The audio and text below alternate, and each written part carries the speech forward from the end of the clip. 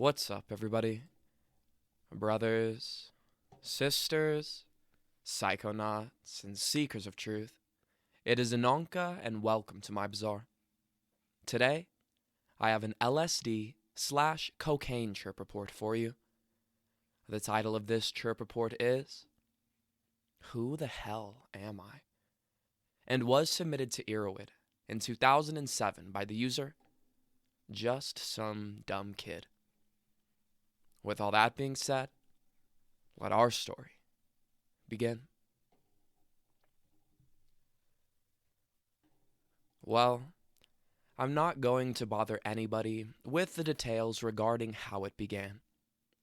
Quite simply, it began as any ordinary evening would have. A close friend telephoned me at the 10th hour and said that a party was going to take place. Being the charismatic 19-year-old I was, I happily jumped on my bike and began the 4-mile trek that would lead me to the party.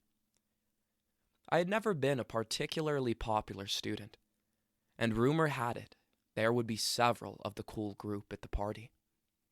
This filled me with much joy, as I had hung out with the chill crowd during class and on campus, but had never attended a party in their presence. Had I known the strange thing that would befall me that night, I'm not sure if I would have ever embarked in the first place. When we arrived at the party, there was a kid who appeared to live there, who was handing out cups at the front door. I happily paid the chap $5 and was on my way to infiltrate the party. There was a disco ball, music playing, and just about everything else you could ask for at a run-of-the-mill rave party. However, as I sipped on my keg cup, I noticed that a small portion of the crowd was retreating to a more intimate setting. Being the curious child I was, I decided to follow them. As I proceeded up a long staircase and came to the attic, I noticed that all the kids up there were busying themselves with some marijuana and cocaine around a large round table. Not wanting the marijuana to affect my partying, I had previous experiences where I ended up so stoned I couldn't socialize. I decided it best to simply do a line of quality cocaine and save myself the stoniness. I did one initial line, and then another when the fellow providing permitted me. Having never done cocaine before, I was overcome with a strange and unique sobriety. What followed this sobriety was a very pleasant, buzzing euphoria that seemingly emanated from my heart. I was pleased by this, and ended up jabbering incessantly to my newfound friends for a good 20 minutes. As a bit of time passed, my friends grew restless, as one of them casually said to the others, "You want a trip?" They responded by nodding in unison, and the goods were distributed. It seemed that they were taking tabs of LSD, according to the kid sitting nearest me. He assured me that it would teach me of things about my soul that I had previously never known. To me, spiritual enlightenment was something very appealing, as many viewed me as a loser of sorts. Taking this little tab was my chance to show the club kids that I was cool and that I could hang. I know I sound like a fucking loser when I talk about the stereotypical cool kids. However, you have all been in my position at one point or another. We have all been to high school, and we know how conformity brings satisfaction. It's not fun being an outsider. And at this point in time, I thought that taking this acid, or whatever the hell it was, would make me whole, or show me what I was missing out of my misguided youth. The acid tasted like a piece of tagboard paper, and I was getting anxious to swallow the damned thing about 2 minutes into the experience. As I waited patiently, my new friend the distributor of the acid, announced that 2 of our lost friends were not going to make an appearance that night, as they had not found a sober driver to the party. With glee, he asked if anybody in our group wanted 2 free tabs of the blotter shit. I found myself raising my hand, as I felt the 2 hits would certainly be better than 1. And they were free? Why the hell not? After taking both tabs, I walked to the keg to grab another beer and make conversation with whoever was around. As I walked out to the deck to have a cigarette, 25 minutes after ingesting, I noticed that the flower patterns on the kitchen curtains seemed to be pulsing and breathing with the beat of the music. I was initially entertained by this sudden change, and stared for a bit before I walked out onto the deck. As I was smoking my cigarette, a girl walked up to me and began to converse with me.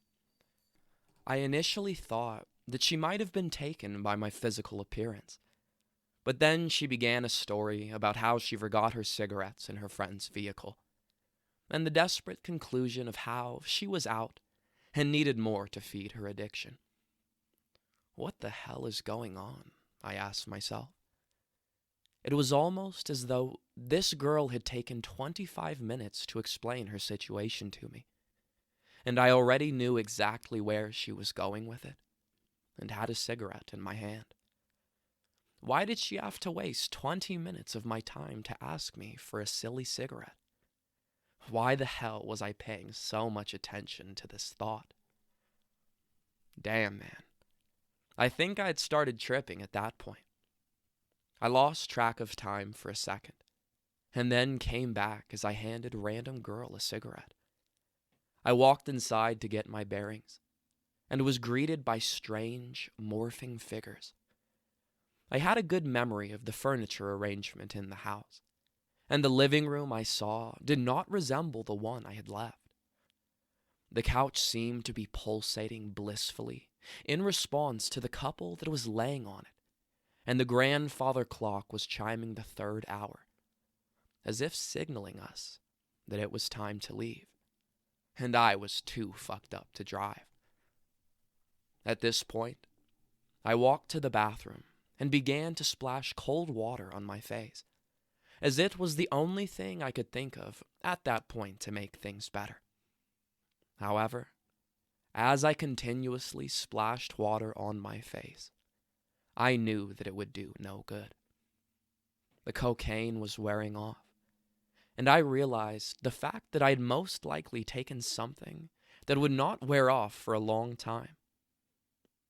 I began to panic, and wondered what would happen to me. After several minutes of sweating and panicking, I convinced myself that I would simply have to ride it out, and walked out to the living room and sat myself on the couch. As I sat on the couch, fucked up shit began to happen. The visuals were completely uncontrollable at this point, and shifting my eyes did no good. Colors were so brilliant that they seemed to be humming to each other. The sounds fucked up, but I swear to God, the couch was singing a duet with my friend's easy chair, in an accompaniment to the CD player.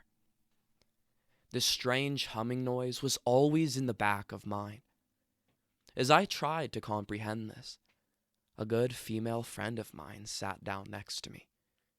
She was one of the kids who was with us when we took the acid. I was so relieved when she sat down next to me. Finally, someone who understands the state of mind I am in. As I began to convey this to her, I only hoped she would understand. The words that came out of my mouth were not the ones I had imagined. An unintelligible mishmash of sounds was all I heard, as auditory hallucinations took over. The trip was only beginning. I had taken the shit only 2 hours before. When I realized I could not communicate, I freaked out. The auditory hallucinations were becoming so extreme that I could not even communicate what I thought or felt. At this point, the girl I was sitting next to seemed to sympathize with my situation as she placed her head on my shoulder and rubbed my back. Suddenly, wonderful thoughts took over. The girl, I think her name was Phoebe, so from now on I will refer to her as this, was rubbing my back without end, and I was reminded of days past when my mother would do the same thing before she awoke me before school. At this point, I came back to myself for a brief moment and wondered where I was and what was happening. I had two possibilities presented to me. The first one was that I was a person named Willie in my first year of college who had taken a hallucinatory substance. The second possibility was that I existed as a strange, egoless shell who had been birthed when Willie had taken the acid. This sounds fucked up, but I seriously thought that reality had started when I took the acid. This was my life, and it was unfolding as if I were an infant. Suddenly, I accepted the trip. I accepted this new possibility. The extra tab I took had probably started kicking in, and I lost complete touch with my ego. I was driven by a sort of existential mindset. I didn't even think I really existed in this world, or any other. There wasn't loneliness, sadness, anything. It was just nothing. I suddenly came back to reality for a moment and realized that Phoebe was on top of me. This seemed to be part and parcel for any party I was at. However, I remembered that she had also taken the acid, and may be just as desperate as I was, prior to my death. I thought I was dead, you must understand. At this point, the trip convinced me that I was an angel and must serve to comfort her as she made her passage to where I had found myself. As I laid there with the intention of comforting Phoebe, it became clear what would make her comfortable. She seemed to want us to connect in a way other than platonic. As an existential nothingness, I felt it not a problem at all to surrender myself to this strange psychonaut's desires and let her guide my hands wherever she liked, as I experienced her desire. This was to be a new beginning, the birth of the new person that was to be me. I would fornicate with this girl as a tribute to all that had changed. As fucked up as this sounds, I honestly felt like we were Adam and Eve that night. As we had cuddled, my ego experienced complete withdrawal as I became nothing inside of a shell. I felt as though we were clinging to each other, literally, as if it was the last thing we had left of reality. And beyond that was nothing and the unknown.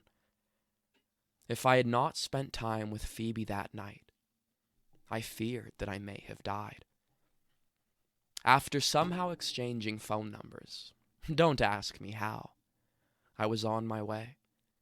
The act of walking through the bedroom door and down the stairs toward the main room forced my ego to return briefly, and I remembered where I was and who I was.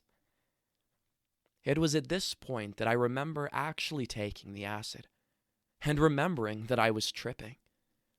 As I looked around, uncontrollable visuals greeted me, and I wondered how and what I had experienced in the previous 2 hours because, quite frankly, it exists only as a vague dream. The visuals were so intense that I retreated into sort of an existential state of existence, devoid of sight. I somehow found my way outside and bummed a cigarette from some random kid. As I slowly puffed on it, I began to perceive things that existed around me. The large oak tree I had seen when driving in. The large tractor that was broken down on the side of the house. Even the stars seemed familiar for a moment. This was my first plateau. Then things got fucked up. My friend, we will call him Jake, suddenly burst through the front door, asking me where I had been, what I had been doing, etc. I wanted to look him straight in the eye and say, "Fuck you, man. I'm on 2 tabs of acid. I'm tripping balls, leave me alone." But then I remembered that he wasn't into that, so I instinctively kept my mouth shut as he continued talking to me. Face morphing, mouth twisting, words not making any bit of sense. "Hey, we're all hungry. Do you want to go to Perkins?" I don't know, man. We'll see." "Well, we're going now. If you want a ride, come with us." I didn't really have much of a choice at that point. Visions flashed through my head of me wandering around in a fucked up daze, asking for a ride home from random people who didn't give a shit about me. I had no choice but to agree to go. We then climbed into the car and left for the all-night restaurant. It was somewhere around 4 in the morning, over 4 hours since I ingested the acid. The dinner was weird. I kept perceiving separate entities from the people who were sitting in the restaurant. Do they know I'm tripping? Was a question I kept asking myself. I would continuously stare at the 2 truck drivers sitting behind us, or the overweight woman in the next row, or the cracked-out meth heads chattering away in the smoking section. I was overwhelmed with so much empathy that I wanted to walk right up to them and ask them about themselves, where they came from and who they were. However, I was overwhelmed by the fact that the trip was still going strong, and I couldn't say a damn thing to anyone. Somehow we got our food and ate it. Rumor has it, I drank an entire cup of coffee and got into a conversation with our neighbors about complex interdependence in Western Europe. But that's all subjective. After ordering my food, the next thing I remember is us sitting in the car talking about how crazy the night before had been. The visuals had worn down to a moderate level, and I was left with the equivalent of a very mild buzz. The sun was coming up over the hills, and we decided it was time to go home. However, I was still not quite convinced that the sun was really rising. I could have still died that night and not even known it.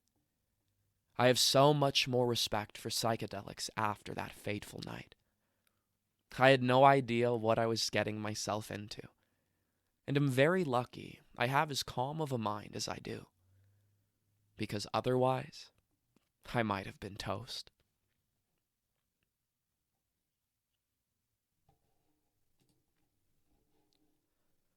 Alright, everyone.